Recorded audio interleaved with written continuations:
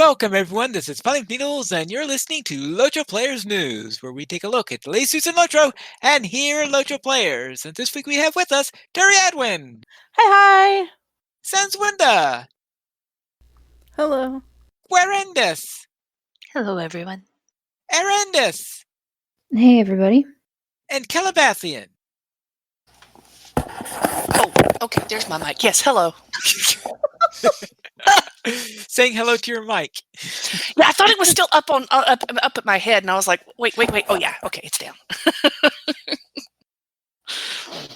This week we have a beacon, which is the only major game news that is posted there. They did post a couple of announcements that next week they're hoping for a producer's letter, which I'm sure we are hoping that they do get that out on time. And then maybe the week after that, we will get update 29. I'm sorry, did I snicker and snort out loud? Let me fix my face. You're not expecting them to get it out then, or you think...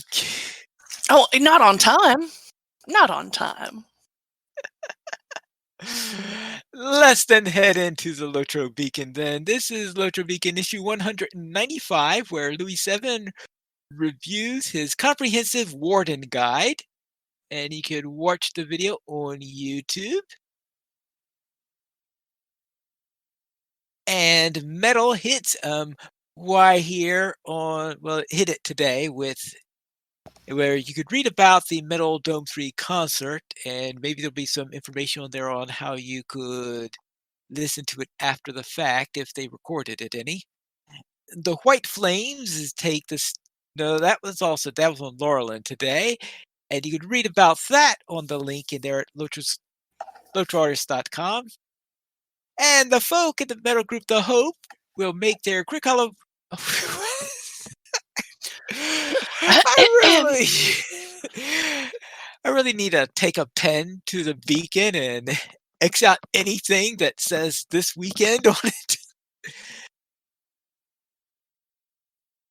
And yes, some classic electro music is now available to purchase through the new Huge Sound record that has received its launch this weekend by composer Chance Thomas. So you could read about that announcement on Twitter, and we have a link for that in the beacon. That's the 10th anniversary soundtrack, the 10th anniversary edition, and there were copies of the physical CD available for that one, and then the Mortar soundtrack. All right. Nice. And the 17th Big Board Market takes place in Belaguer on March 21st. Actually, something that's in the future. And you read more about that event on their German language website. So it's only useful to you if you can read German. That's what Google Translate is for, yeah.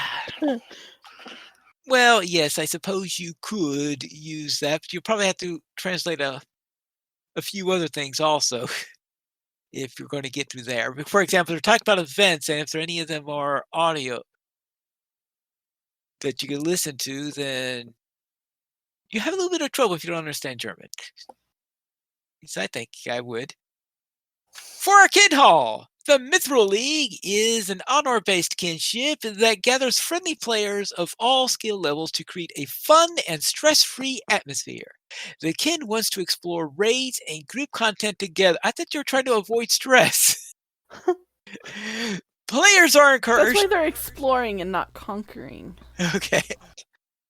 Players are encouraged to learn more by visiting their kin website. And in the weekly comment, would a Balrog snore? And if so, how loud would it be? How loud is a volcanic eruption? See, this is kind of a trick question because I'm thinking if a Balrog snores, then yes, it would be really, really loud. So obviously Balrogs don't snore. Otherwise, they would have known that there was one in Moria. No, my theory though is that Balrogs do snore, and it's so loud that they thought it was just the earth moving or shifting or something. Well, There is an evil there that does not sleep. yes. Now there is a question though: is when you do the rift, isn't Thalrock asleep when you first get down there, and you have to wake him up or something like that? I don't know that he's so much like naturally sleeping. He's in some kind of enchanted elf coma, Okay, in which which I'm case pretty sure doesn't count. There's a lot of that going around. No, I had to get up for a minute, but I was going to say a Balrog does snore because remember, I'm the Balrog. I snore and it's really loud. So yes. I suppose then that's our definitive answer From Or- a Balrog, yes. from Balrog. Yes. Then last week we brought you lots of outfits. And you can get our latest episode at LOTROplayers.com. And LOTRO Stream is your first stop to find LOTRO on Twitch. This week, Drew's Fire collects pages, Epic Uger does Minas Morgul dailies, and Red Baron has a Chew weekend stream. And also on Twitch, Competent Harpy turns into a bear. French Girl Gaming is more of a champion, and WRLDX prefers the hunter. And over on YouTube, Pineleaf goes too far. Oh, Pine, what did you do? Yeah, I was trying to figure out which episode they were referencing there because I had one episode that was called Too Far from Minas Tirith. So it's that could too be far from the Yeah, too city. from the is city, the yeah. link yeah, Too that- Far that's from the the City. link You're right, there. right. Too Far from the City is what that was called. Yeah. Is that like the LOTRO version of No Sleep Till Brooklyn?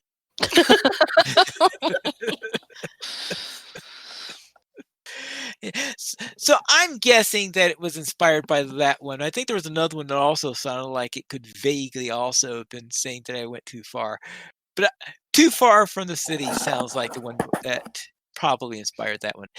And K-Night Games nears the end of the first season, and Gamer Penny chases Agmarin. And a small piece of LOTRO has some Yuletide screenshots in a new blog update.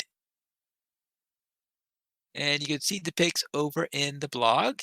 And Fibro Jedi recently released some fan fiction, and you can read that over on his blog. And just remember, the Ill Omen Skirmish event has been extended, and the event now runs through March 14th, which means that we will have one more week if you're not quite finishing up your Ill Omens in there. It's like Groundhog Day for skirmishing. It's one more week of skirmishes. One more week of skirmish. It makes me wonder if they're originally planning to release Update 29 a week earlier and decided to push it back a week or something like that. Our screenshot of the week. Ton Rogan grabbed this screenshot just after the Battle of Pelennor Fields in this week's Screenshot of the Week. And you can send in your screenshot by emailing it to lotro@standingstonegames.com.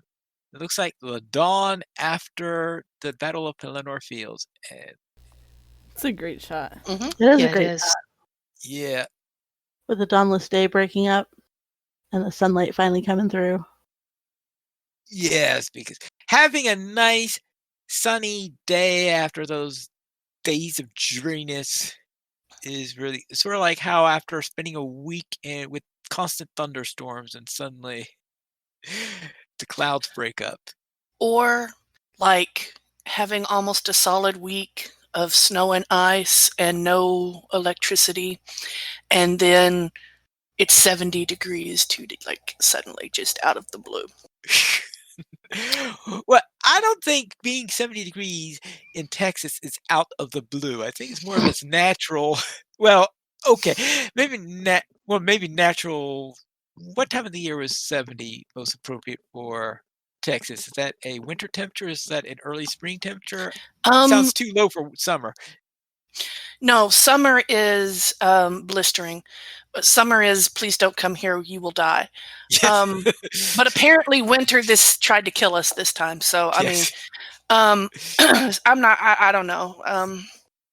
But 70s Congratulations, you're turning into Australia where everything tries to kill you.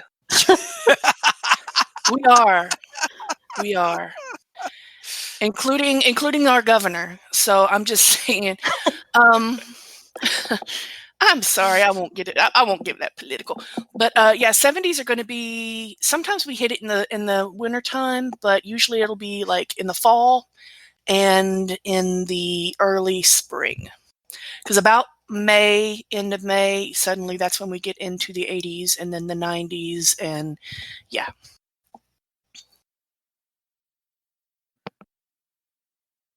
Then that's it for our beacon this week. So let's head into our store sales where we find out if there's anything worth journeying to.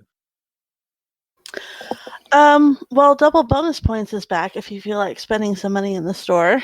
You get twice the bonus points in the LOTRO store if you buy points. And our weekly coupon gets you another one of those things that I don't use, a free morale bubble potion ×5 with coupon code MOREBUBBLE, now through March 11th. And then you get 20% off character slots, vet status, stat packages, and XP boosts, now through March 11th. Yay. Is more bubble like more cowbell? Kind of. Except I actually have characters who will use the cowbell, and I never use those bubble potions. I've started scrapping them. Actually, with the power ones, when they drop from the Hobbit present, I just use it automatically. I get bubbly. I think I've used the bubble. I have used the bubble potion on a couple of occasions. LOTRO Players News this week is brought to us by Selena's Naturally Sea Salt. And for our LOTRO Players News, we'll begin with A Berg's Tale, Chapter 18, which I am sure is as salty as the previous 17. Well, it has a bit of salt to it for flavor, but no, Morkendeer actually discovers he's been rescued by a hobbit guardian with delusions. Delusions. Yes. And he would really love for his buddy Candaith to help him out, but Candaith is like, psh, nuh-uh, you're on your own here. Mm-mm. Oh, Candaith. But yeah, delusions. Hysterical ones, but delusions. Hysterical delusion. Yes. All right. For us, not for him. Not for him. Yet.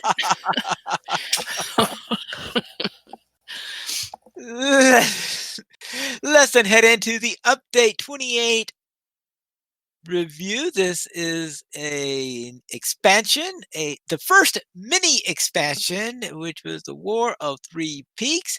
Just remember that we will have spoilers aplenty in this particular one, especially during the first section where we go over the epic story. But I'm sure we'll have a nice sprinkling of spoilers all throughout this thing. Probably. Most probably. So it's probably safe to say that Update 28 was better before 28.3. So. Okay, she just wanted to make sure she got that in, We'll just in case get you're there. ready to torn. We'll get there. I made a bullet point. Yes. I think Sans Window wanted to make sure she got it in before the people who didn't want any spoilers turned off the podcast. That's probably a good idea. Yes. Yeah.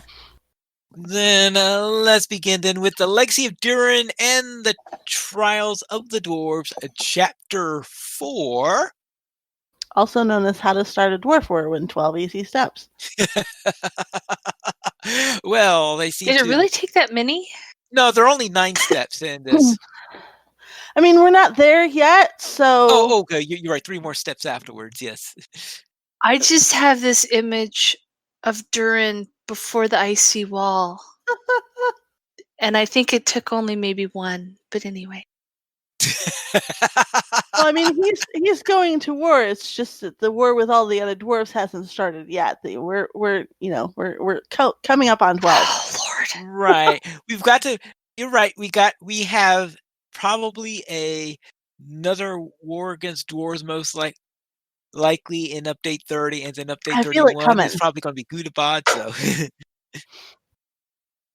we'll see. But we'll begin with the starting of these steps on starting a war. Where first off, they decide they need some plans to attack. So we are set out to talk to Thalfi, the infamous map maker that we ran into. It was during Bingo Boffin, I think we did a bit of stuff with him. I think, or is he? You help him in Moria. Oh, you would help him more. Yeah, it's Moria. We run to Thalfi and Moria, and he wants us to make some maps and some parchment in there. So we're to go to various different places all throughout the Elder Slade in order to map it so that we have nice, accurate maps that could be used for planning everything. So we had to go to these really fun places, including Kavadsar, which is always a real fun place to get to. I don't mind And- Kavatsar. I'm not a fan of the missions because you have to interact with things, but I'm not that. Right. I don't mind Kavatsar. Yeah. Oh, so you have to go and add 3 areas to it, including Howler's Notch. You can guess that's where wargs are. So you have to go to those 3 areas. Then you get to send to Kavatsar and kill Angrim. And you start to wondering, what are Angrim doing in the Elder Slades? Because, hey, a moment. Of course, there was a whole storyline behind that. So you go around there finding out their plans to attack. After that, you come back, and now he wants you to draw some places that are a lot closer to Gundabad, right at the threshold of Gundabad. And he says, all right, go and scout these areas, but don't bother to draw. You have no time to draw there because it's too dangerous to dawdle around drawing. But it's not too dangerous for us to go there. Oh yeah, we do that and go and do some of that. And after doing this and finishing all our scouting, it is then time that we are asked to think like a goblin. Yeah, that's right. All we have to do is then get some stones so that we could create traps and also steal some of their fire bombs so that we will be able to use them against the goblins. It'll be glorious. It'll be wonderful. I'm sorry, did you say think like a goblin or drink like a goblin? I'm sorry, we'll get there. Well, I mean, this is people who listen to the show and are listening now may remember that there was a week that I was really frustrated. Well, there were several weeks that I was really frustrated, but this was one of them because I knew going into this quest that it was not going to go the way they thought it was going to go, and I was right. Yeah. But this is the setup part of it where we gather all the stuff we need. And once we have all that stuff gathered, we are all getting together. And now it is time to begin our. Of course, just before that, we have the final components to prepare one of the steps that Terry's talking about for the 12 easy steps to it, because we have the Joruka and we have Durin, each having their own opinions as to the best way to handle this plan. Durin, of course, sets out the plan, sends them to the Joruka on the assumption that the Joruka are going to follow these orders to the letter. And the Joruka say, no, here are my updates to the plans. And by the time we get to Durin with that, he says, well, it's time to go. No more time for plans. And he doesn't read what the Joruka amendments to it. So we go into an instance where we are going to be doing our initial attack into there, where the Joruka will be spearheading an attack in there with the Durin's folk cleaning up behind them and taking this over. And when we get there, the Joruka are nowhere in sight. And then comes when the orc commander comes out, he says to Durin, "It appears you're a little short an army." I noticed he had this big long pause after short, though. Dad jokes. I like them. Yeah. And then it says, "You're short an army," is, of course, also, because, of course, the Joruka were nowhere to be seen at this point. Well, of course, we eventually take care of the orcs and knock them out of there. And then, of course, Durin and the Joruka leader have their differences of opinion as to what happened. Where Durin says they disobeyed orders and they ruined everything and all this stuff. And the Joruka says, "Nah, Durin was just trying to put us in front so that we get killed off." So you can see they are, as Terry says, how to start a dwarf war in 12 easy steps. So that's what it looks like, that they are sowing the seeds for things not being particularly gloriously harmonious between the Joruka and the Longbeards. Once we do this, we are now in a new version of the landscape. We'll talk about the two different versions of the landscapes later. And this new version of the landscape is the war version of the landscape, where AKA now... the sucky one. Yeah, yes, I think that's a good way of calling it. We'll go into more details on that later. I'm sure some of you might have heard us complaining about certain things in there.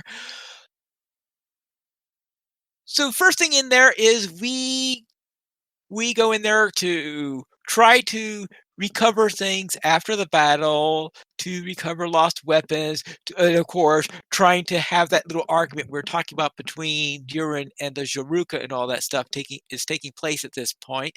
And after we finish that off, we are then to head out and to check up on the dwarves up in the trenches. Yes, I did say trenches. And as we're doing this, we find that one of the dwarves we needed to talk to got buried in some fallen stones. Apparently, they ran into a trap. Row. Yeah, and this wasn't a trap that was set by the goblins. This was a trap set by one of the stout axes, and that we collected stones to help them make the traps. As Terry says, she said it wasn't going to go well. And she was saying that when we were doing that for the first time, I already knew what was going to happen, but I didn't say anything. But Terry was all throughout this thing saying, "Yeah, this isn't going to go well." This is not how this works. This is not how any of this works. Yeah, right. So now we have to go on and take care of the aftermath of it, disarming traps and all that fun stuff. And after we do that, we're saying, well, now that we've taken care of all these rock traps, what about all those fire bombs that we stole from the goblins? And there we find that the fire traps were taken,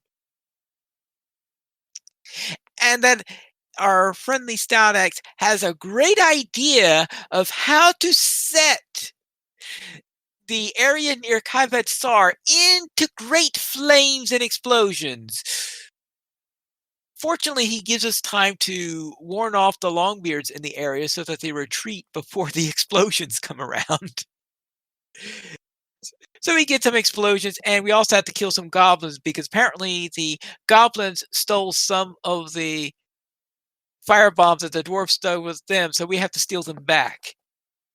And here's where the numbers don't even add up. Yes. He must have got some other people to help him. Well, there were 3 of us. Okay, so nobody could possibly have foreseen how stout axes would be with a bunch of, I don't know, explosives from how, I don't know, missions go, Yes. and Ausma. Well, you gotta remember, I don't know if everyone's played missions at this point or anything like that. But yes, the way Alsma is and the way the stout axes are or anything from it. Because the stout axes, of course, seem to be pyromaniac burglars is the best way to describe stout axes. Well, I know who Morkendeer's next companion is going to be. Anyway. Continue. I mean, if burglars got to use bombs, my burglar would totally be a pyromaniac burglar. Come on. Yes. Mine too. Then finally, it is time for us to prepare the threshold to get ready to sound the horns so that we will march up to Gundabad. And finally, we head up and we are going to face the enemy, go to him, and go to the enemy in there. And we are going to challenge him. And everything is going to come out, and we are going to finish up this war, and everything is going to be wonderful. And Gorgar the Ruthless can't do anything to stop us. Well, I I have a feeling this the peanut gallery thinks that isn't the case. But what happens then is, as we are doing fighting, we finally get ready to fight against Gorgar. And as we are all preparing for the battle, there comes down Hremil, who interrupts the party, chases the Gorgar and the orcs into Gundabad, and seals it shut with ice. I told him not to yell in front of the dragon. Right? What did he do? Yeah. Just announce your plans in front of the stupid dragon. Yes. So yes, Hremil is back. And we'll have to deal with Hremil. I wonder if, do we have to deal with Hremil in update 30, or do we have to deal with Hremil in update 31? We will have to wait till summer to find that out, I guess. But we have to be able to get into Gundabad somehow. So I'm assuming that either A, we have to deal with Hremil, Maybe or there's like this whole part of Mordor that we're still waiting to get into too, that we thought was like only an update or two out though. Mordor? So, yeah. Well, isn't there still that one area of Mordor? Well, it won't be. Well, update 30 is definitely not going to be Mordor because it's called something like the Blood of Azog. And Blood of Azog means, well, seeing that the Gorgar is the only Blood of Azog that's left that I can think of, unless there's some other around. I was just thinking for dealing with Hremil. Like, that could be like even further out than we're projecting. Oh, dealing with Hremil. Yeah, I suppose that's possible. You mean if Hremil decided to seal the gate and then fly over to Mordor to harass the people over there? Or, like, Hremil could just go home and then, like, we'll end up going back to Mordor and doing some other things and then we'll go find Hremil. Like, we don't know how far out Hremil is for dealing with, because Hremil's home isn't anywhere close, really. I know. Somebody will get the grand idea for us to go seek Karisgar's help to go deal with Hremil. Sorry, SSG, if I just spoiled. No, it's not! I want to see Karisgar again. I do too. I mean, not as bad as some other characters, but... Oh, I don't want to kill him. I want to see him redeemed. No, I totally want him to be redeemed. He's going to be a good guy. No. Maybe. No. This is You not know the what? chat. No. You know exactly what we're going to do. We're going to have to figure out how to kill this thing, and we're going to have to go talk to Elrond. Yeah, but he's not in Rivendell anymore. I say Elrond's out of his library. He can just get his candy apple over to us. Like, he's either in Minas Tirith. They should put him in the Houses of Lore in Minas Tirith.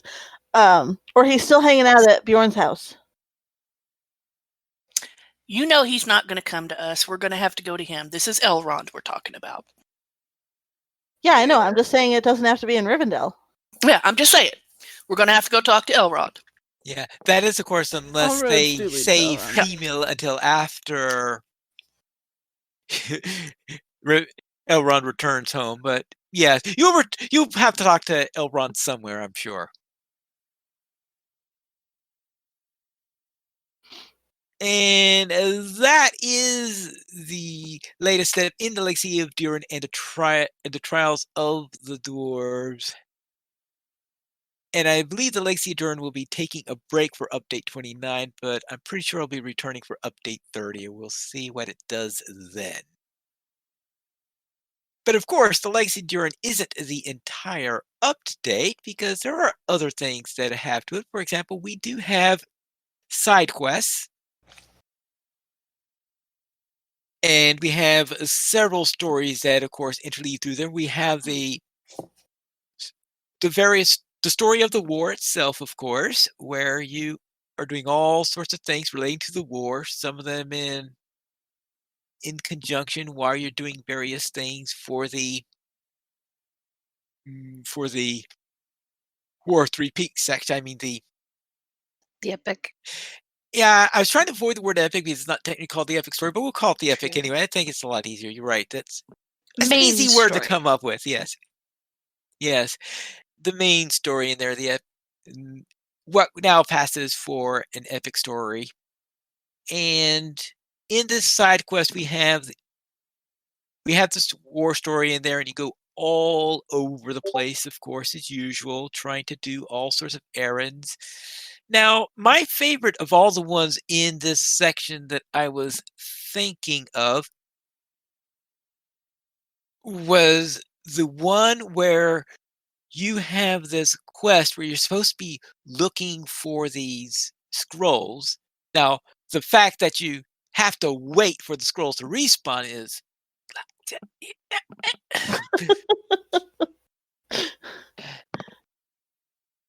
but where you go and find those scrolls and they eventually lead you to a rather mad tale, shall we say, regarding the Angmarin.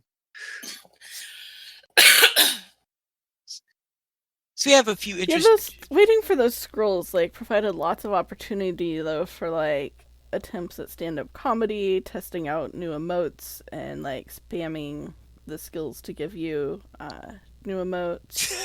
You know. We have there, and one of them is right next to a gate to a zone that I suspect is going to open up with update 30. Is going to be my guess on there. You're saying, oh, there's a locked gate in here. What's going on there? Somewhere, somehow it's a road to where the Angmar are probably coming from or something like that. But we have several side quests that relate to the Angmar. We have several that relate to the dwarves, of course, several that relate to the orcs. And you're running all over the place and doing things like rescuing bats. That was honestly one of the weirdest side quests. That was kind of fun. It was, but it was weird. Yeah. But of course, I'm so sure what happens when you go save bats? Do you get the title of Batman or what? Alas. No, I didn't even get to keep one, but it was fun. Right. But we do have on top of that, there was one particular side quest series that stood out from all the others. That's a continuation one from what we had in an earlier update where we were investigating the history of Rohan. And this time we're investigating threads that lead up to Skatha, the great worm in there, and trying to learn the history of how they relate to the Rohirrim. And then it eventually leads us into the Elder Slades. That was so much fun. I was running down the road follow me, come on guys, this is so awesome, come on. And finally Leaf and Terry were like, what? I was like, I saw in Bull Roar where this path leads, come on. It was so awesome. I didn't know the story then, but yeah, I could start the story to see was the threads awesome. Connecting. Yeah. And I was like, yes, hurry, I've got to see the story faster. Yes. So we made sure that we saw that story, and yes, that was a very wonderful story. And I think we all well, anyone who has been to the Elder States, because we have a couple of us who haven't been to the Elder States, but those of us who have been to the Elder States, I think we all agree that our favorite story is pretty much that Rohirric history bit. Does anyone else have a different opinion? Co-signed. Okay, you're co-signing. I know Terry and Sans have that opinion, so and the other two haven't been there yet. Yes. Soonish? Then that's what we all have to do on that, where we learn more about the Rohirric history, and that's what ends that particular section here. And that entire thing with it ends with a letter from Karazgar, of all people. My homie, he's so glad I gave him the book, man. Like, how did he know I was gonna be there, though? I need answers. I've got to find this guy. This was I know. interesting, and I need to know more. Like, how he could guess that. Well, I guess he figured we seem to put our hands into everything else, so if anyone was going to find Skatta's old lair, it was going to be us. Oh, he's the kind that probably had his hand in a lot of this, and he just wants to make it seem like he's even more awesome. So He's not awesome. He needs to die. Yeah, actually, we're going to eventually find 20 different letters written by him that say the exact same thing. In a bunch of different places. Yep. That would be really kind of funny, but like, as long I wanna as find it's him. a deed and not a quest. Yes. Nothing cluttering up my bag again. Letters from Karazgar, number 1, number 2, number 3. At the end, you get the title, The Rusty. The Rusty. Oh, we better not give them any ideas on that.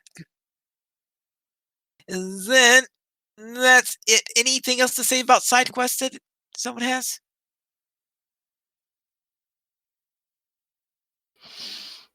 Then let's head out into the landscape, which has 2 very different sections. We first have the pre-war landscape, and then we have the war landscape. Let's begin with the pre-war landscape, which is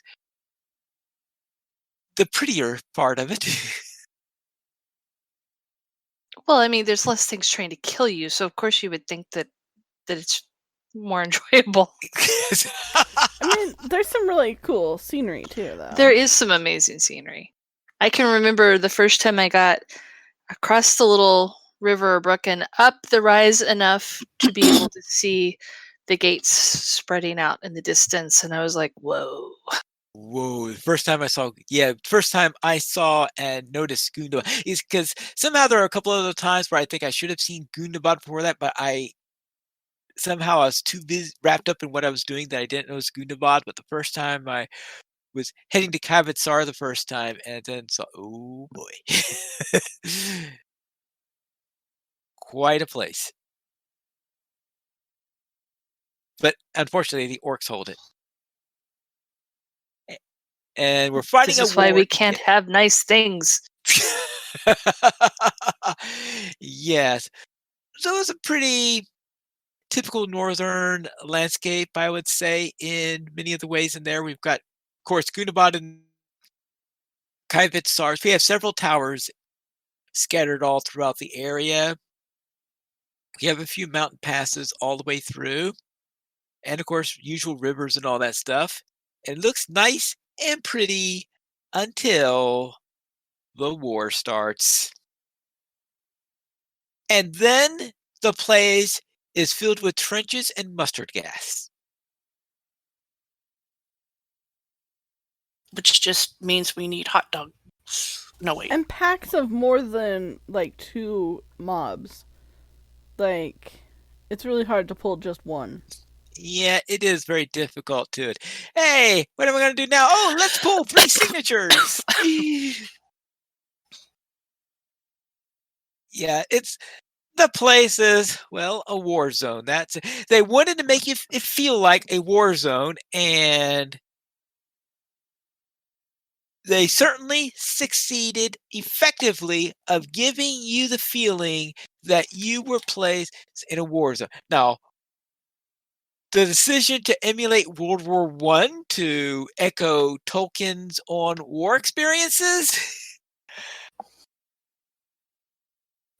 Well, I mean, if they wanted to make it seem like war is hell and you don't want to be there anymore, they definitely succeeded. Because They definitely wanna be there. succeeded, and you don't want to be there at all.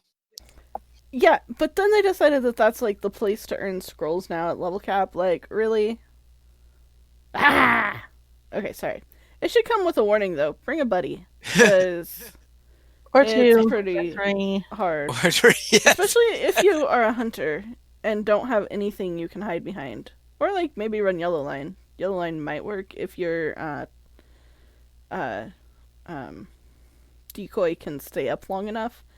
But when I tried it, they like one shot my decoy, and that's not fun. So Oofda. I mean, my decoy probably needs some help. I didn't check to see if I could make my decoy stronger, but like it didn't survive. So I don't think there's anything that makes the decoy hardier.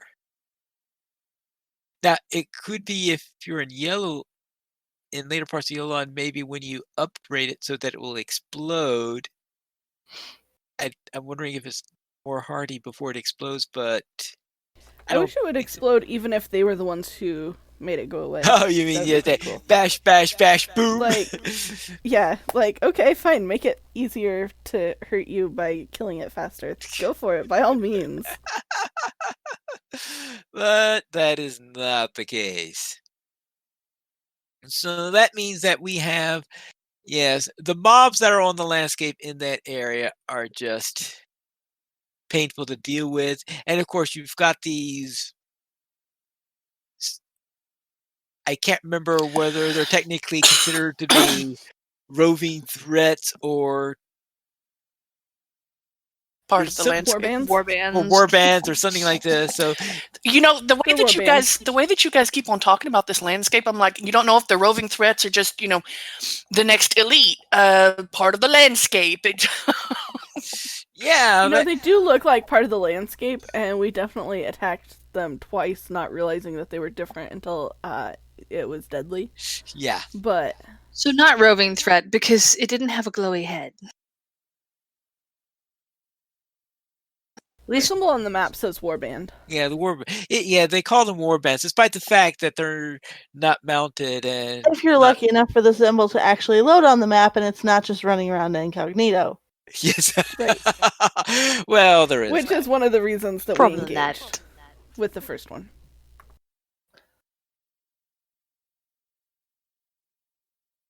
And that's it concerning land. Anybody else have any comments relating to the landscape or the landscape mobs? Then let's head into the new system that was introduced in this update, missions. And in missions, we had two types of missions that we have in this one.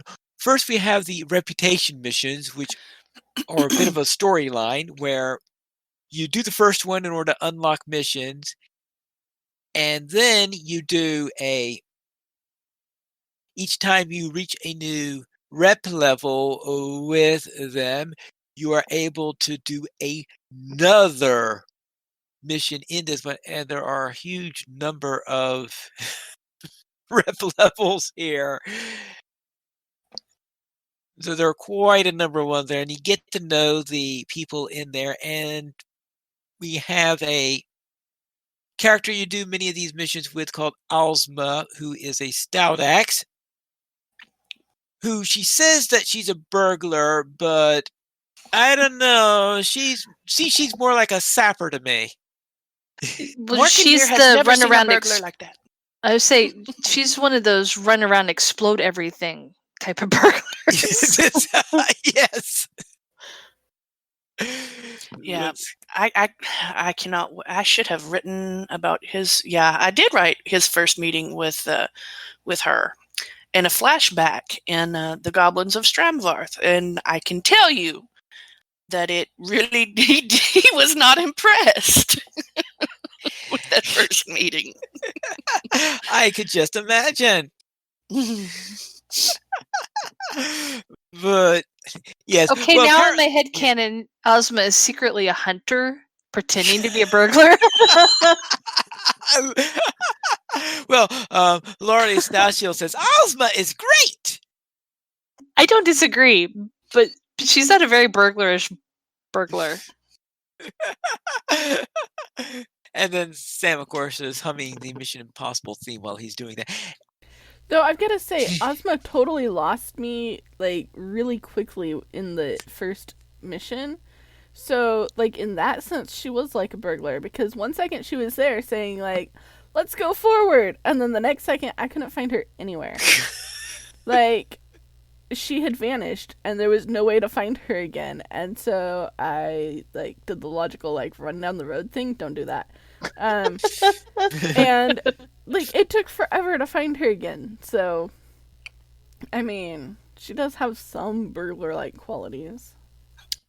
Like, let's sneak, and then she doesn't. Yeah, but, like, okay, so, like, she says that, but then, like, I couldn't find her again. Well, now, the fact that I couldn't see over the bush might have had something to do with that. I'm And thinking the about fact that I expected her to take the road might have had something else to do with that. I'm thinking about But- every other dwarf I've ever dealt with who says something like "let's sneak" or "we need to do this or that," and then just barrels right in, going "Rah!" Baruch Kazad! Oh, I'm sorry. Baruch Kazad!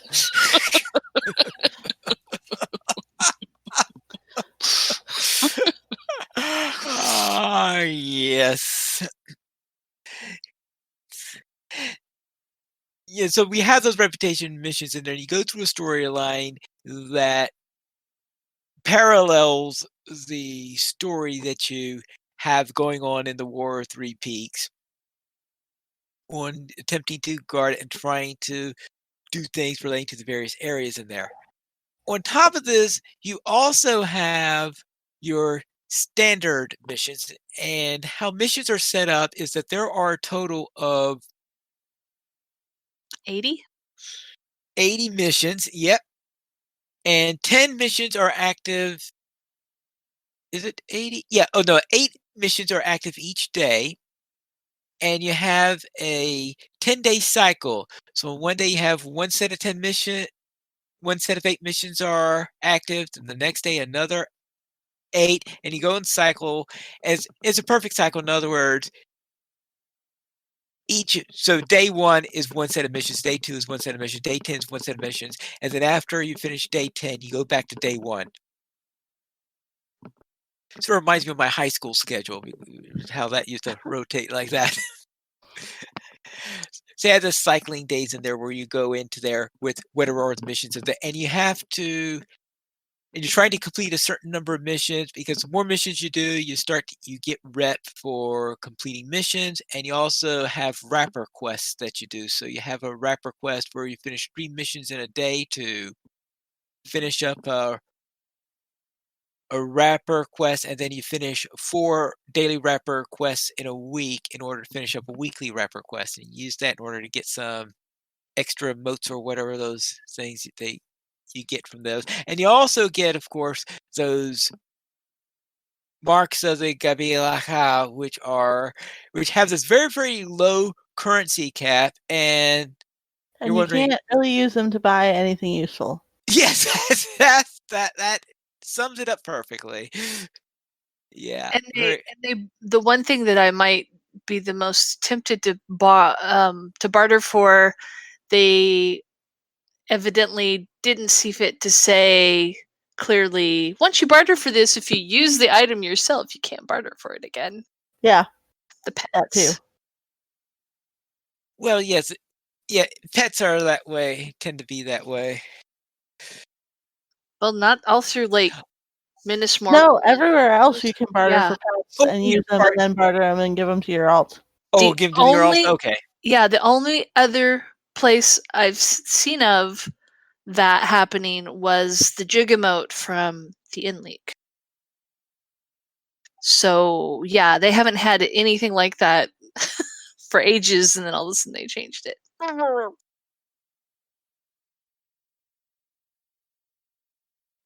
And then so we have 81 of those, and they have various levels of how much they like them.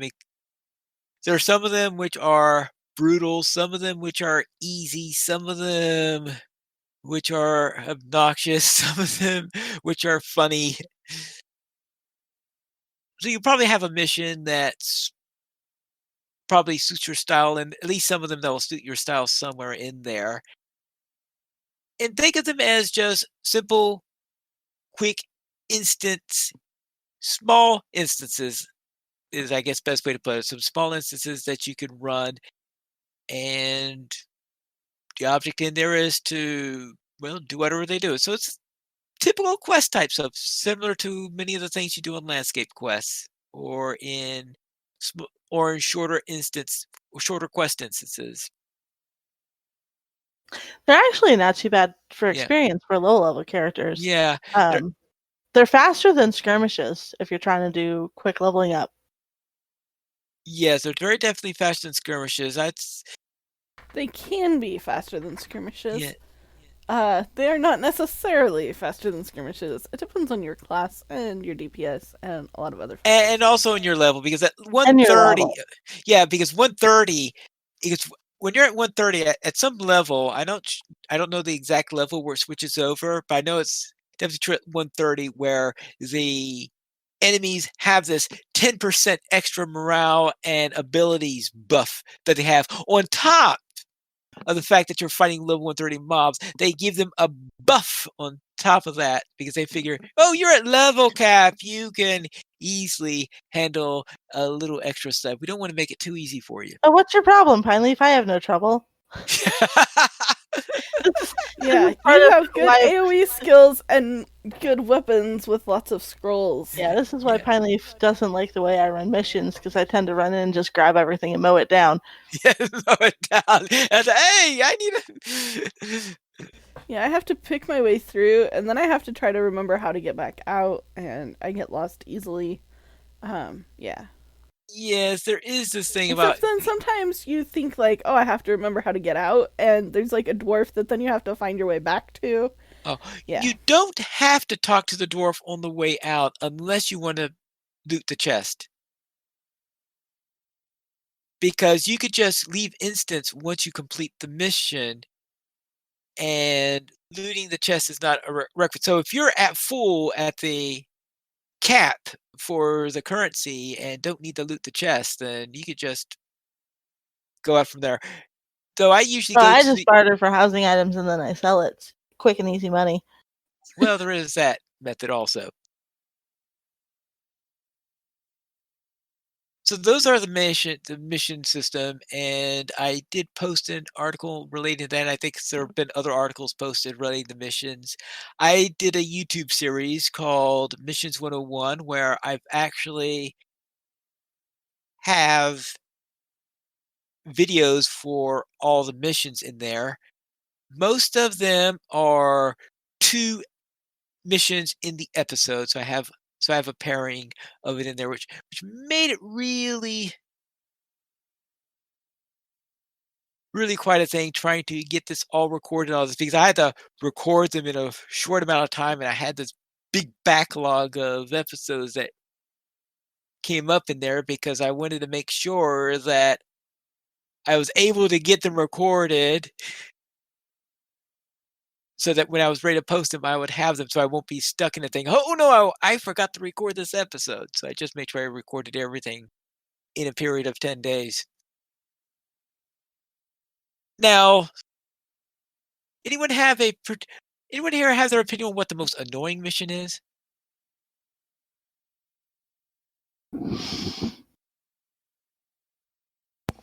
Any of them that isn't the goblins of Stramvarth? Well, I was going to go to favorite after that, and I'm sure Goblins of Strandfart was going to come up for those. I'm not a fan of the one that Cordovan was doing the other day where you have to find all the weapon racks and stuff, because you have to run all over the place for that one. The one with That's all one of the the ones, like any of them that end up taking so long because you're running all over the place looking for stuff. There's one. Okay, there's one that you have to light shrubs and burn them, and they will Okay, spawn that one. bats. Oh, And yeah. Yeah, I I hate did that that one one with the one passion. time that I needed to do it for the deed, and I think I've skipped it ever since. Every time I see it come up, I'm like, yeah, not doing that one. I know. I do tend to avoid that one because it is. You're It right. fills me with hatred. It will tend to fill one with hatred because you have to go on, get a torch, run to a bush, you set the bush on fire. If you're lucky, no bat comes out. If you're unlucky, a bat comes out and attacks you and causes you to drop the torch, so that you have to go back and get another torch to go to the next. Now, if you go to a few that don't have bats, then you might be able to light up more, set more than one bush of fire before you have to go back and get another one. And at the very beginning, I can only find one torch, and you have very long distances to go. Once you get inside the stronghold, you can usually be able to find a torch more easily. But going back and Now, forth, back and forth. doing that as a pair was a little bit more helpful because I ran it with the captain and I left him to deal with the bat, and I'd run around trying to find other shrubs to burn before the torch ran out, and then I'd come back and help kill the bats. But otherwise, That's where it's nice to have another person. So you've got one Yeah. person to interact with the objects, and then you've got one person who can just kill everything. That's why I like to have somebody to run it with me, because I'm. But I'm I not a still fan of hated having it. to interact with the landscape. You are a very good lawnmower champion, though. And my hunter greatly appreciates running around behind you. So Yes. Like there's the one where you have to reclaim, I don't know, Zarkul Saloon, that you have to do the run up, and there's trolls. And so many times I've run in there and just killed the trolls and gotten to the end, and I'm like, okay, why am I not done? Oh, because I had to claim this encampment thing way back at the beginning. So then I have to go all the way back. I mean, at least I already killed everything, but it's tedious. So that's where having a second person really comes in handy. Oh, someone who's paying attention to the quest objectives where you're killing all the trolls. Right. Then one that I found particularly annoying, I think Terry didn't have as much trouble with it, but when it was soloing the Goblin the Goblin Town Gauntlet, where if you're not a champion, like Terry just mows through the things, so it had no trouble. But I'm always getting disturbed because I'm trying to close this gate to keep the goblins from coming out, and another goblin spawns on top of me and bashes me. That kill the goblin, and I feel like I'm getting an endless stream of goblins, especially at level 130. Level 20, because the mobs are more brittle compared to me. I just fly through it like Terry does at 130, but at 130, I found that one be particularly annoying. And as for favorites, I think a lot of people are talking about we're talking about the goblin Fine, one. I'll go to bed. Yes. Yes, that's my bed.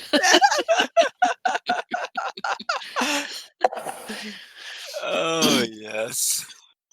Oh, yes, the Drunken Goblin mission.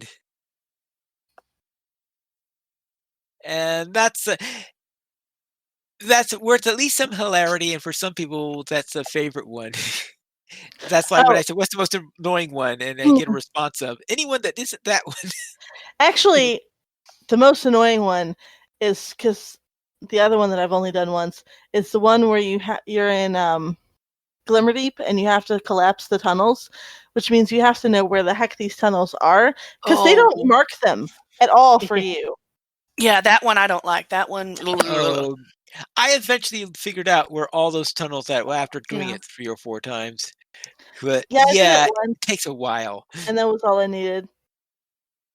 Yeah, if you do it once, it is very difficult to remember where those tunnels are, and until you get it into your memory, it's a really Just go in, painful go one to to the do. left, and work my way to the right. Oh, and of course, you have to figure out first where you get the bombs to blow up those things. And Yes. and this is another one that's endless, except in this case, unlike the one with the goblins where you have this endless stream of goblins, instead, what it is that the dour hands there, if you kill the dour hands, then another set of dour hands will respawn pretty quickly after that. So that's how they represent that one, which means that if you want to blow them, you have to go find the bomb, bring the bomb, take it up next to it, and blow it up that way. Yeah, and they're not fun mobs either because they're elites. Well, Or 6, signatures but or yeah, whatever. 2 signatures is as bad as finding an elite, so yeah, really bad. That was not that was not a fun one. Now there is also one relating to some the ones that happen at Goblin Gate I also find a bit annoying simply because trying to find all those towers. I've not yet been able to remember where all the towers are. So I always wind up taking a long time on that one. Well, fortunately, those can be found by spamming delete.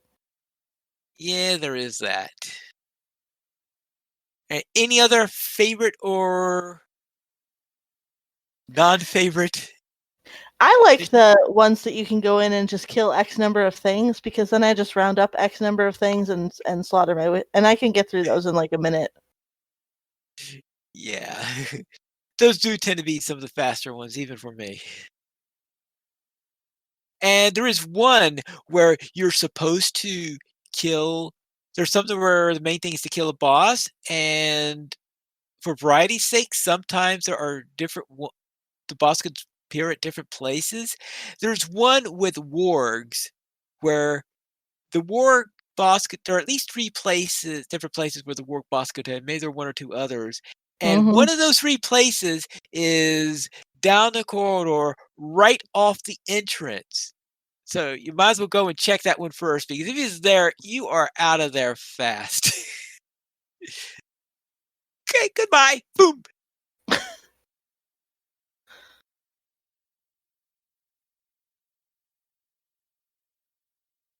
And that's it for missions. One other thing to note on missions is that you could start on them as early as level 20, which is why they have a means to get to the location, to the war room that's at all near all the starter areas, at all the dwarf areas. You have them. So you have one in Bree near the well, not right at where the dwarves are, but reasonably close to that, so you could get to there from there. Of course, there's one It's where at Thor's it's Gate. where the L Association drinking thing is. Yeah. The one in Brie. Okay. I I didn't, guess I didn't because know I if don't. you've made that connection or Yeah, not. I never do the L Association, so I never even thought about that. So, but yeah, I guess it makes sense then if the L Association is there, that's why they chose that particular location. I would have thought that they would have chose the place right outside the gate of the Dwarven Enclave that you have that you can never get into. So you could get there to all sorts of dwarvish areas where you could get over there and have an opportunity to do missions. If you like to do that, that could help you to do a little bit of leveling if you wish. Then another possibility to note is that in update 29, they are going to have 10 new missions for another area, which will give you another thing. We'll, of course, review those when we review update 29, but there are more missions upcoming. So they're going to explore this new system for a little while. And that is it for missions in there. And of course, any update that we have also has its point updates, and some of these point updates had been a little controversial, but let's see what we have. For 28.1, looks like it was just mainly decorations and tweaks and stuff like that, so nothing really major coming on that one that I could really think of. So you have to, so just some tweaks on there. It's not a major patch area for there. 28 dot, here we go. Oh, good grief. Let's see, so we had 28.2 was done in December. So I think that's probably when they added that's when they added Tier 5 to the War 3 Peak stuff and opened up the Legendary Wars of Gondor and, of course, Yuletide Festival. And I think that's when they did the creep updates.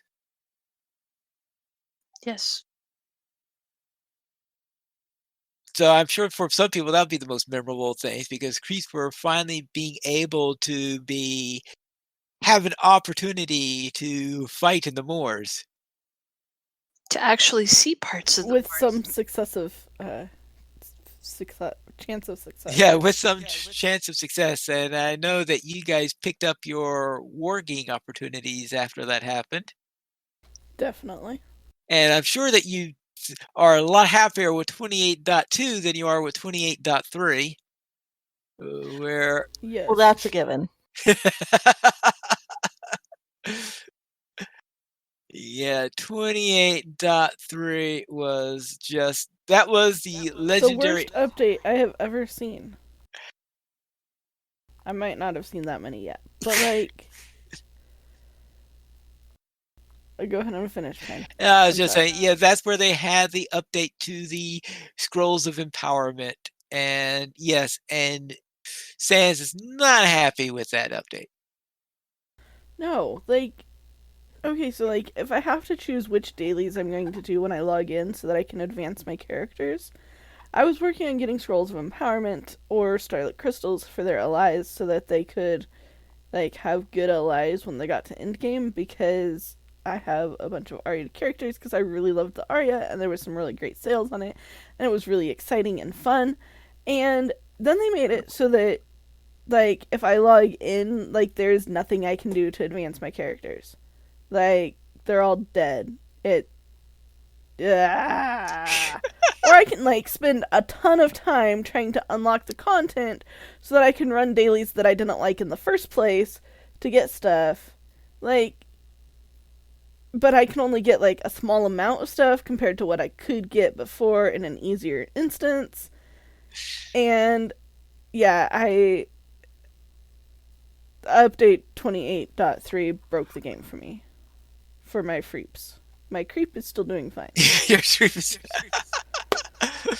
Fortunately, my creep doesn't have any use for the ally stuff that drops occasionally besides selling it. Yeah, so. I believe we had 3 full episodes talking about 28.3. You know, I think we did. I was kind of hopeful that they would, like, figure out what was going on and realize that it was a bad idea. But no, their actual idea seems to be make this the worst idea ever. So they're succeeding. I have a feeling that you are just hoping that they get to the LI overhaul sooner rather than later, and that this is what you will define as better. I am hoping that the LI overhaul is what I will define as better. Right now, I don't want them to get to it because I think they're going to make us go back to 50 and do everything at every level cap, because that seems to be their new modus operandi, is like, hey, like, you thought you could skip this level cap or this content by buying this thing from our store, but actually it turns out you have to go do all that content now to unlock these dailies so that you can advance your LI. Yeah. Well, we will have like, if I had wanted to do that, I could have leveled it from 1 naturally in all my non-existent spare time. Well, So I suspect we're not going to get an LI update until after Gundabad anyway, so that will be a little bit into the future. And update 28.4 were just a couple of new cosmetic pets added to the Ill Omens skirmish event. So nothing earth-shattering in there. But just a few more things to buy with those marks of ill omen or whatever they call those things. And that's it for the update 28 and what we had in there. So now it's time for us to grade the update. And Terry Edwin, what did you think of update 28? Hang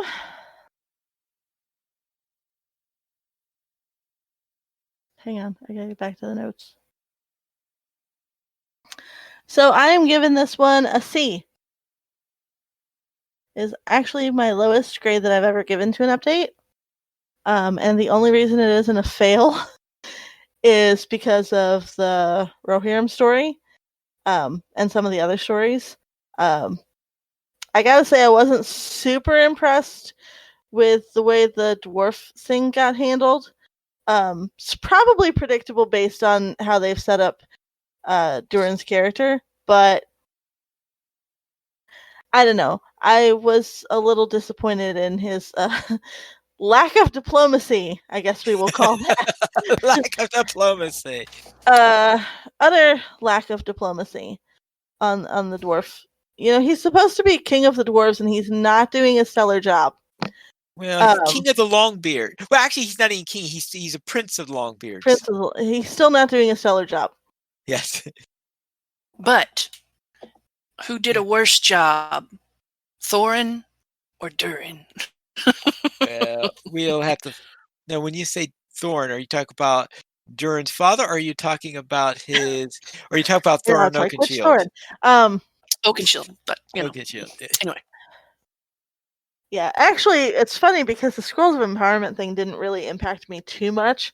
But I did go through the process of unlocking the dailies to get out onto the war landscape, and I hate it.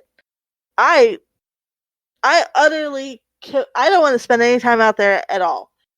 I'd rather go back and run more Mordor dailies. Is this what I have to look forward to? I'll get to that when I get to. Well, my no, week by in the time LOTRO. you get there, it won't be the newest stuff, so they'll have dumbed it down. I mean, maybe when they dumb it down for the next couple of tiers, then I'll consider going back out there. But yeah, I did not enjoy those landscape quests at all. I do kind of really like missions. I like them as an alternative leveling up thing. I mean, yes, there's the landscape content and the quests, and when you can run all over Eriador and Rovanion and all those other places. But it's nice to kind of, for me, they're quick and easy.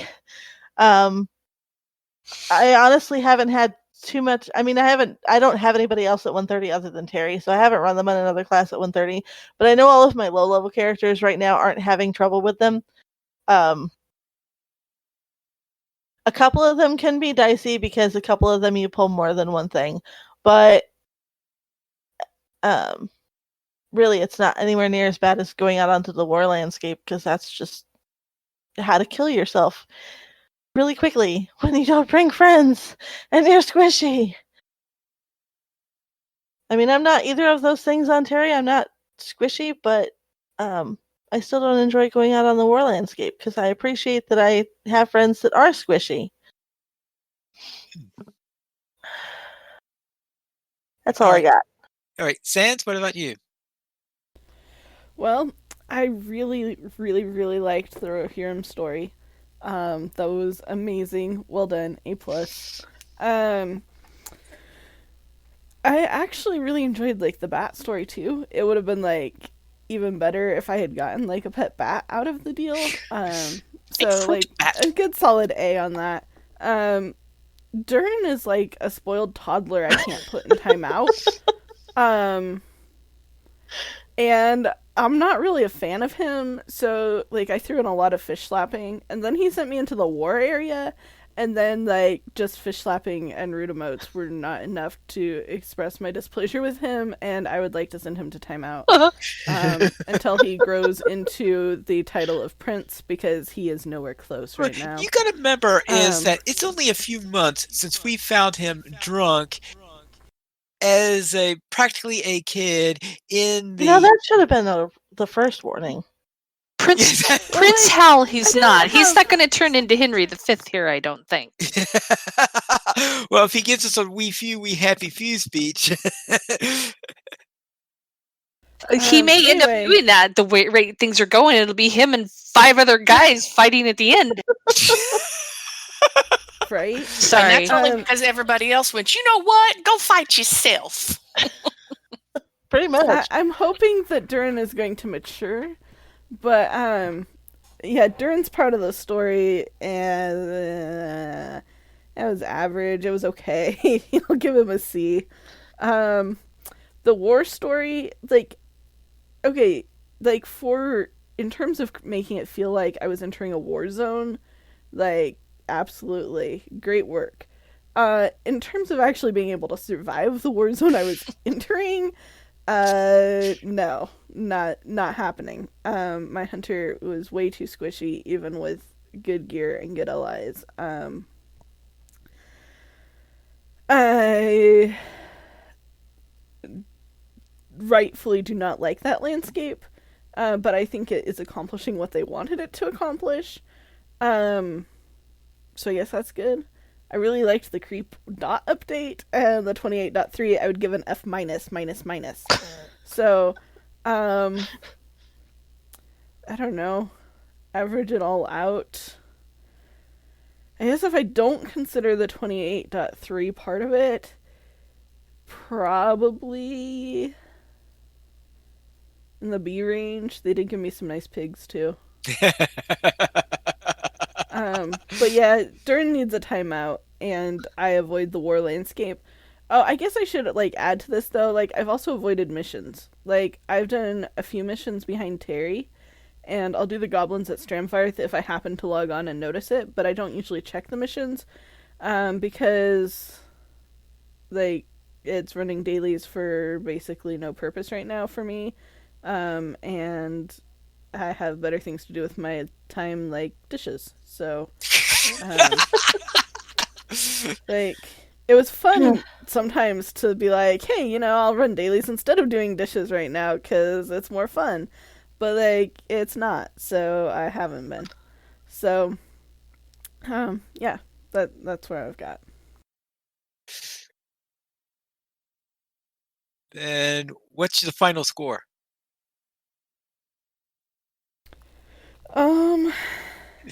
Do I include update 28.3 in rating this?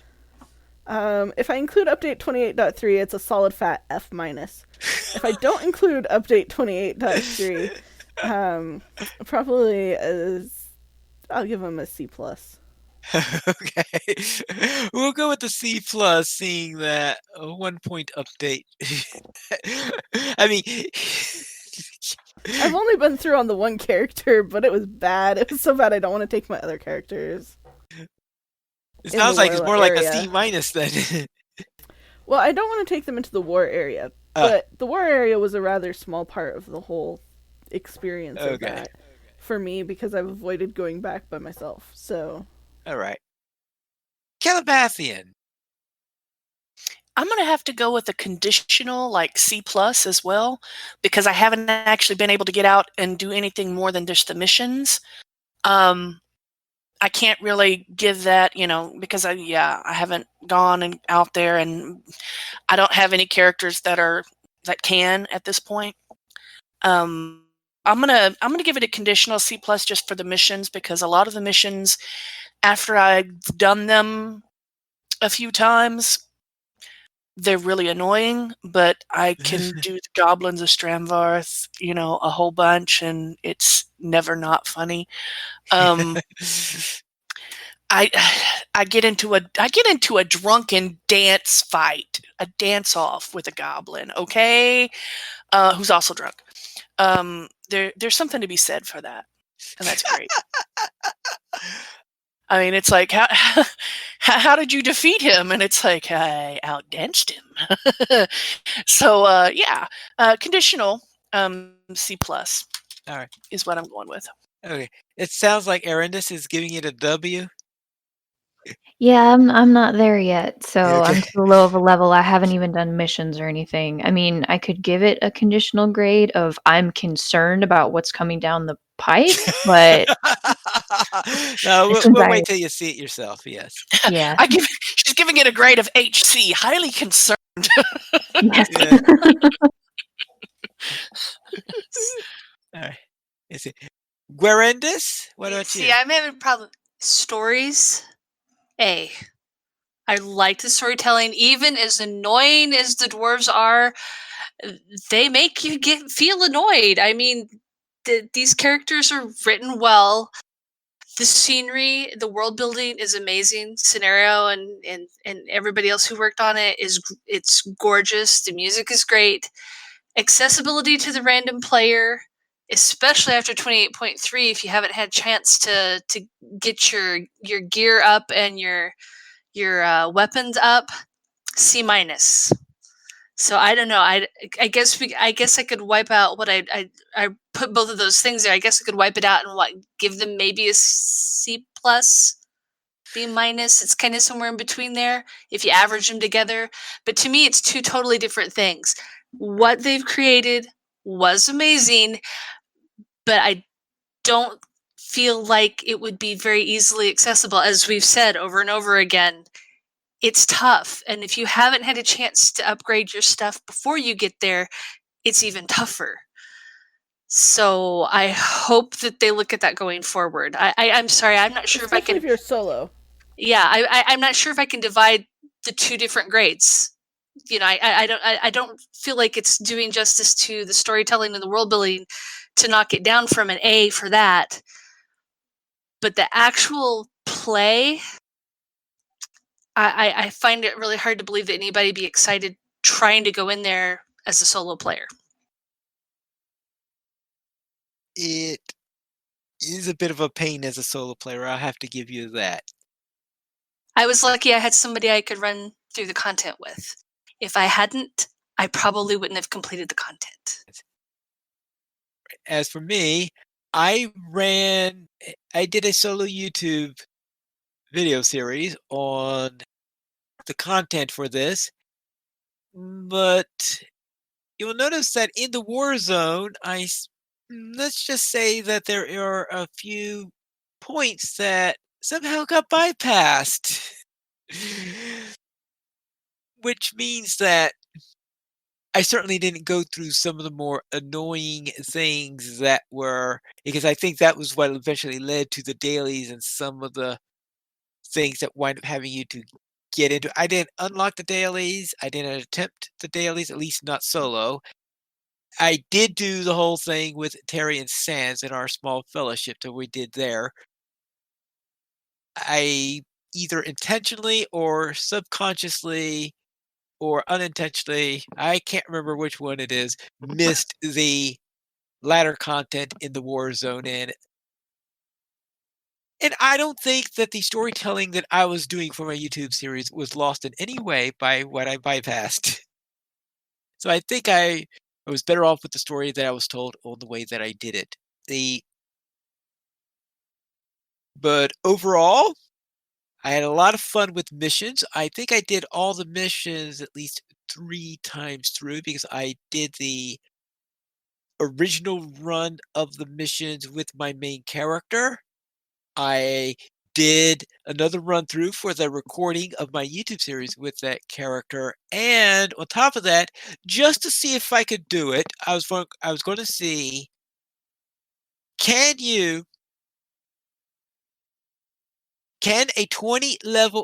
a level 20 character complete all of the deeds for missions? All of the mission deeds, and I actually managed to do that. I got myself a stone of the torch. I know that most of the times if you're doing missions at level 20, you're doing it to help you to level, but I sort of So I could just imagine what some people were thinking there when they're seeing this character that I was playing. And I think it might have been playing a hunter or something like that. And this level 20 character going in there and doing all of these missions in there. And I think I even turned on the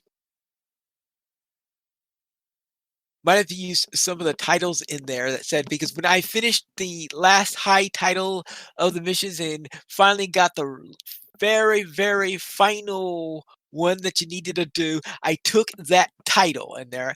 And I could just imagine someone looking at that, you're saying, what? So that was a bit of a silliness there, doing that on a level 20 character. So I had a lot of fun with missions. Loved the landscape, or at least the pre-war landscape. The war landscape,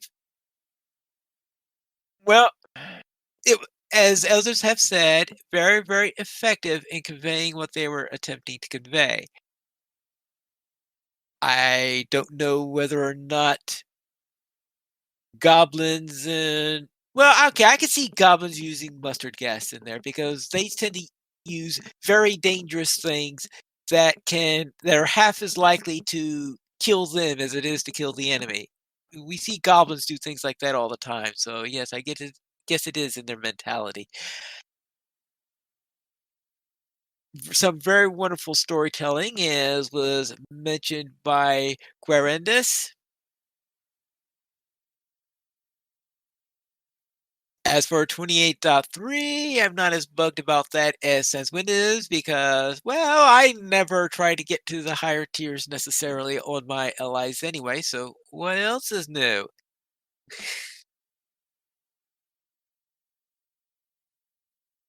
And I think it's been several updates since I've bothered with the dailies. So I can't say that this one was in any way stood out by the fact that I avoided the dailies because I've been avoiding the dailies since, I think since Mordor.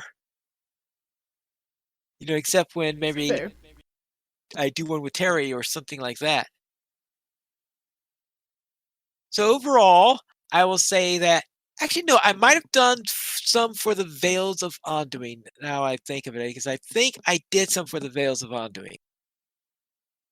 Goblin You have Battle. to get your return to the Bjorninghus or your muster in the Bjorninghus. Right, yes, I probably did that to get the muster or something like that. So I did do it for that area, but for just about all the but I think I didn't mind the dailies all that much for that particular one. In fact, their dailies almost felt more like missions than they did felt like what you have to do for for for for War of Three Peaks. I didn't like fighting through those dailies as a hunter solo. Yeah, I found it rather painful. I guess it could have been a little bit there. I didn't have too much trouble with those, but yeah, there were a couple of parts on there. There were a couple of the dailies on there which left a bit to be desired, especially ones involving that den of wargs that you had to go through there. Yeah, that's the one that comes to mind when I think of dailies there. So Yeah. Well, that's the one that, the one that I was least likely to be enthused on doing. Now that I think of it, but overall, I am going to give this one a. Ooh, this one is.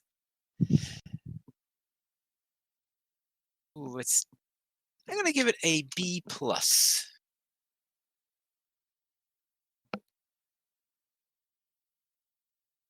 Simply because the landscape does deter me on this a little bit because the landscape does get a little bit too much for my taste, and how the mobs are packed together all over the place in there just keep it from getting to that A mark for me.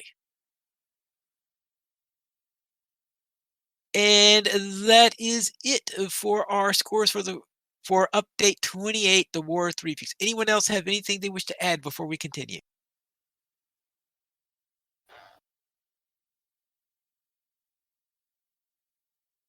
Then let's head into our week in gaming. And Arendis, what were you up to? This week I had kind of a light week. In LOTRO, I pulled in another level 120 character to help with the Dol Amroth City Watch dailies. I was trying to get some of the tokens that are not specific to a faction or character, just more of the kind of the generic pieces that you can use for the quartermasters. And I got a few cosmetic pieces that I had been working towards, so that was good. As far as other games goes, I played some more Civ 6, and that was pretty much it. Calabathian, how was your week? Well, I attempted the Ill Omens event for the first time. Terry, decided to run some skirmishes with me, and we went ahead and did them, and the Ill Omens ones, because I've never done them before, and they were fun. Just the first two we did were worm-filled, and I was kind of wondering, it's like one of them had like, what was it, moldy mold rag or something like that. I was like, so we've got a moldy rag, and what? But I can see it. I mean, they're worms of death. Anyway, on the academy, there was an instance where there were two instances actually, where we had just gone through the Barrow Downs and run through, and we kind of were going towards Tom's house, and there's the merchants off to the side. And we come, we've been back and forth, so we've been into the Barrow Downs, and this time we kind of go through and we stop to, turn in something there. And the first thing one of the merchants tells me is, "Have you heard of the Barrow Downs?" And we've just come from the Barrow Downs, and we were just like, "Nope, never heard of them." What's that?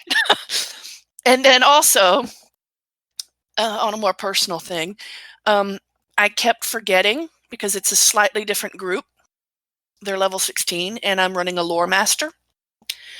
And I think this is because I keep forgetting to like pull out like my bear, because we keep on going up in levels for a little while, so quick that it's like, okay, I have to like get rid of my bear now and bring it back out. Oh, hey, look, I have to get rid of my bear now and bring it back out. So I've kind of not gotten quite used to it, but I will. But I kind of keep forgetting that my lore master is not my champion. Oops.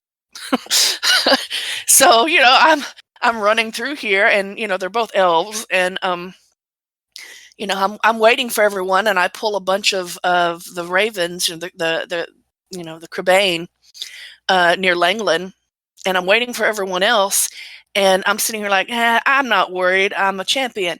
And then they get here, and I'm like, wait a minute, I'm not a champion. Oh crap! And I died, but that's okay. I came back. I got better. And then, of course, Celevorn is on the grind for scrolls in Minas Tirith, because they're level 69 scrolls, and I'm trying to get both of my allies up to, level 69. And after I finish out tonight's, I've only got to go run through the sewers and get those scrolls. I should have my bow completely, all of its legacies on 69, and then I can work on the sword, which is up to 59. But he's on the grind, and you know what else grinds? My gears. Sea salt as well, because we're salty. Your teeth. My teeth. Yeah. Also peppercorn, but we're not talking about peppercorn here. We're too salty for peppercorn.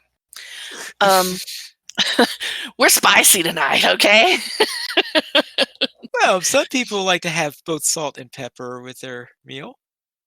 Yes, it's just there's way too much salt with this grinding, which I don't mind the grind, but yeah, I'm actually, once I get done with what I'm doing here, and they're all up to 69. What was that? I don't know. But once we're all up to 60, all my legacies are up to 69 on my sword, I'm then going to have to figure out, okay, where do I go for the next bout of scrolls, and what's that level? Because we're going to have to do some grinding there too. So yeah, that's been my week, has been all of that. So, Guer, how about you? Take it away. Well, real life got in the way of a lot of stuff this week, but so I didn't do a lot of LOTRO. Although I did get to see Calivorn, and Lara got to flirt with him, and then Terry kept shooing the Hobbit away, and that was hilarious. That was a great moment. Yeah, I also got one near the shoe emote. So yeah, the shoe emote is. I did do festival dailies for the Tribunal and ESO. That's only like the first quest in each zone gives you a guaranteed ticket. And I have a Nightblade, so I would just pick up all the ones to go find X number of relics. Sometimes you had to kill X number of mobs to get them. But yeah, I just mostly did those, which like not even like an hour doing those usually. And the Shiny Duo are finally earning champion points now. I think they were 57, 59 Nice. when I logged off tonight. But yeah, so and that's just been in the last day or so. We like yesterday and for a while on Thursday evening, a little bit last night, just a little bit, and then a bunch today. So yeah, it's a whole new world. I have no idea what to do with the champion points, but they're going to reset that whole system next week anyway. So yeah.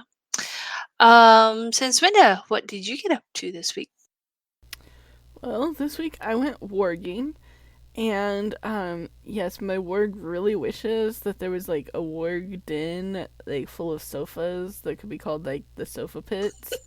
It would be so awesome. Maybe with some like storage for all of these elf ears that keep dropping. But I nommed Hobbit some legs. more elves, some more hobbits, some more birds, mostly NPCs. Nommed a few freeps, a little bit. Still a little bit dangerous to do though, because unless you've got good backup, that's still a little deadly. But it was fun, just sneaking around and enjoying not having to worry about leveling an LI. And then I visited Tom Bombadil during the field trip. I was a little bit behind everybody, and they kindly came and helped my guardian DPS my way through the Nika Breakers, so that I could get up to the point of going to the Carbine and Tom Bombadil. And we killed Carbine and avenged you, Calabathian. I don't know if you were there back then when we did Yes, that, I did. I did. I saw rounded that. them all up and taught them a lesson twice. It was fun. Guardians are so much fun. No DPS, but in a group, they're so much fun. It's not no DPS, it's just low DPS compared to what I'm used to. And then learned some more about Storms in ESO with Terry and Pineleaf, and did some Tribunal festivaling. Though I went for the world bosses, because with as many people as are on, you pretty much just have to wait however many minutes till they respawn, and then they die, and so long as you get a couple shots in, you finish the quest, and it's usually like 10 minutes, and that's pretty cool. So, and a good way to actually clear out the deed, or the achievement, I guess it is in ESO, because otherwise, by yourself, it's unlikely that you would be able to succeed. So, Terry, how was your week? Well, for LOTRO, I did missions, some ill omens, and working. Oh my. Yeah, actually, it's funny because Adlara comes up behind Caliborn and she's flirting at him, and Terry is like, "Shoo, go away, go away. Serious business here." Well, what's really hilarious is that I don't see any of those emotes. Like the text for that is not in my chat because I use Babel and I filtered it all out. So hugs, kisses, waves, flirting, none of that gets posted in my chat, which is great. But did you catch that Adlara actually blew a kiss to Terry and waved goodbye? Nope. No, because the way Babel works is you can customize it. So it's got a basic setting, which was actually set for concerts, so that you don't get inundated with cheers and clapping and stuff at concerts, which is great. But then you can also add your own custom ones. So anything that contains the word "kiss" in it gets filtered out. Same thing with hug, and I think flirt is another one, and then there's like one more that I have filtered. Yeah, so it basically Babel takes emotes and filters and puts them in the say instead of the emote channel, and then you turn off the emote channel so you don't see those. It also turns your emotes a slightly different color, so you can make your emote line whatever color you want, which is also nice so that you can catch emotes that you do want to catch. But yeah, no, I don't actually see anybody who's kissing. I see salutes. I think that's pretty much it. And then while I'm on the topic of LOTRO, I dropped into Cordovan's stream late. But I'm talking about creep housing, which is hilarious. I had to explain that no, it's not a joke. We are actually serious about creep housing. We really want creep housing. Somebody else in the chat suggested even tribe housing instead of just individual, and I would back that in a heartbeat. Give us poor creeps something to spend our gold on. Especially sofas. I totally want sofa pits in my work den.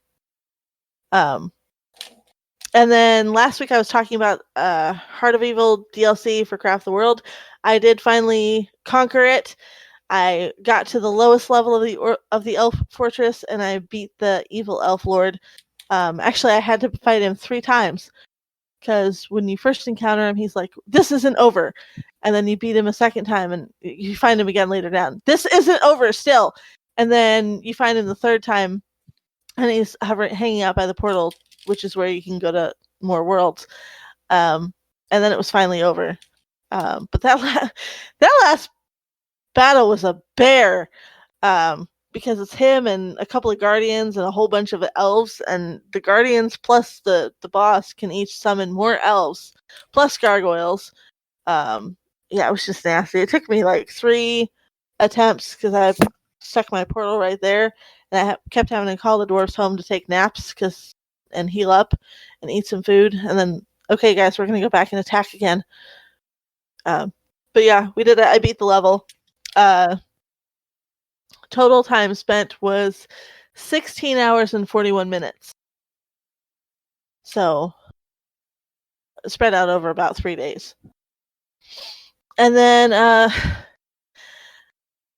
got the worst start ever in Civilization 6 and group game, because somebody played with settings and set a bunch of stuff off of standard to random. So we ended up with this really hilly, hot, rainforesty, deserty map of the Inland Sea map. And so I don't know. I was near Tundra.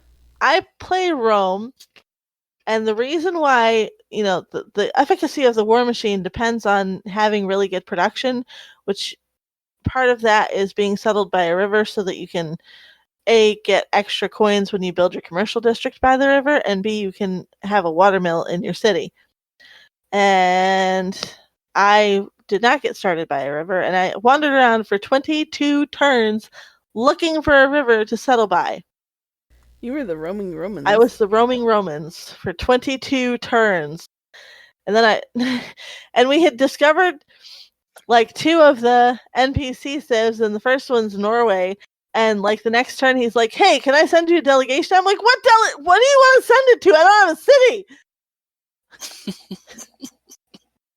Then I finally get settled, and about 2 turns later, he's telling me my people are lazy and not productive. I'm like, "Dude, I've only been here for 2 turns." So yeah. And Norway wasn't exactly doing much either, except building new cities right next to mine. Yeah, so I basically declared it the worst map ever, and I told Cinder she's not allowed to host the game anymore. because she likes to play with stuff like that. And I'm like, just leave it alone. It's working on standard. Why do you have to play with stuff? You play don't with know, stuff wasn't it after standard you settings win that a I few got times on the- standard. Wasn't on a standard map though, where my Vikings got like the 1 hex coast with crabs in it? Probably. So I mean, like, that's No, not I always think- a guarantee for I a think good there start. was some random stuff on that map too. I'd have to go back and look. That wasn't a map that I generated anyway. But yeah, that was my week. Pine Leaf, how about you? All right, I'll begin with my Crick Hollow Warden, who completed the Ill Omens event for this year. Finally got finished with those 12 and got that little mark that you get from doing it, which is a new item. Now I just have to see, all right, how useful will it come in? We'll have to find that at it. I know some people were really complaining about that particular item. I'm just saying, all right, how often am I going to remember to actually use this thing? It's like, yeah, you get this big buff for 10 seconds in the middle of combat. I'm sorry, whenever I'm in the middle of combat, the last thing I'm thinking about is hitting a button that gives you a big buff for 10 seconds. So I took the one that does healing in it because that's the only one I figure I'm ever going to ever remember to use. Then on Honor, my warden finished defending Minas Tirith, and now I'm just waiting for the arrival of the Witch King through the gates. I'm sure nothing bad could come out of that. The fact that you have to say, I'm waiting for the Witch King to come through the gates, and then you're expecting something bad not to happen. Over in ESO, I finally managed to find an antiquarian in the wild, which is say, all right, so that's what so I finally figured out how in the world to use all this antiquarian stuff. So I finally learned that in ESO this week. And then finally I finished off a campaign in Charterstone. Now last week I think I finished off a campaign of Charterstone in the physical version. So this week what I did is I was running a campaign in the digital version.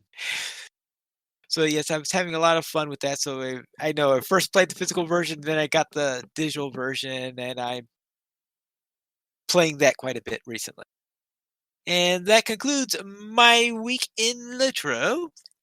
And over in News Beyond LOTRO, we have another article by Darren Loremaster, a wallpaper promotion for his The King of the Dead. So you could watch that over on our site. You could click on the YouTube video for that. Our top supporter this month is LOTRObuild.com, and this is a collection of LOTRO databases, including an item database, a relics database, and a titles database. And you could use it right from Discord server with a LOTRO Build bot.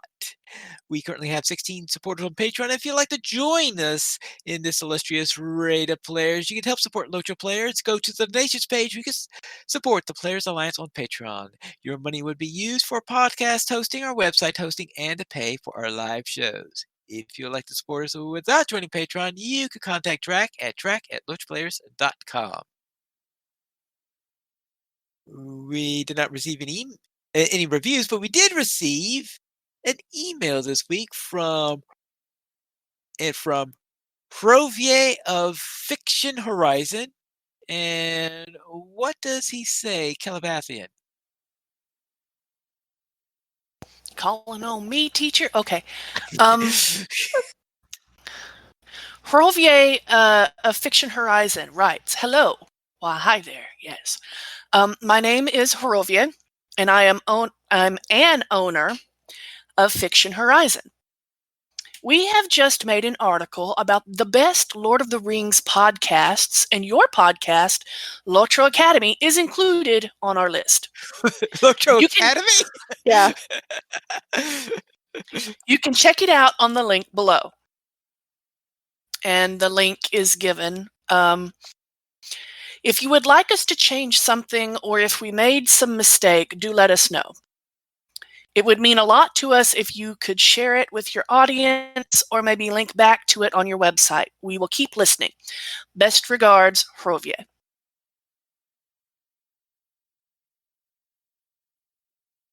Thank you very much. And that is a list of LOTRO Academy in there. Making that list, which, yes. And we also have something from MK. And what does MK say? Arendis?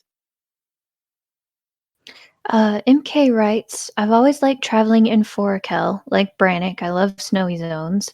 And here's a screenshot I took this evening. And it's a wonderful shot of an area with a village in Forakel. That's Yes. Surikala, I'm pretty sure. Yes, it is. Yep. Surikala. It looks like Surikala to me, too.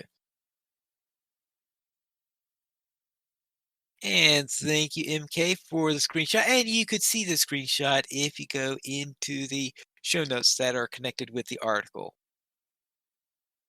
If you would like to email us, you can send it to podcast@loachplayers.com. You can also follow us on Twitter, the Players Alliance @PlayersAlly, Loach Players @LoachPlayers, Arendis @Arendis, Pineleaf @Pineleaf Needles, Senswinda @Senswinda, Terry Edwin @Terry Edwin, Guarendis @Guarendis, Calabathian @Calabathian. The Players Alliance has two shows on Wednesdays at 7 p.m. U.S. Eastern Time. We have DDO Players News, and on Saturdays at 8:30 p.m. U.S. Eastern Time, we have Loach Players News. You can source for our shows at loachplayers.com/live. And that is all for tonight. And this is Pine Needles reminding you to skirmish responsibly.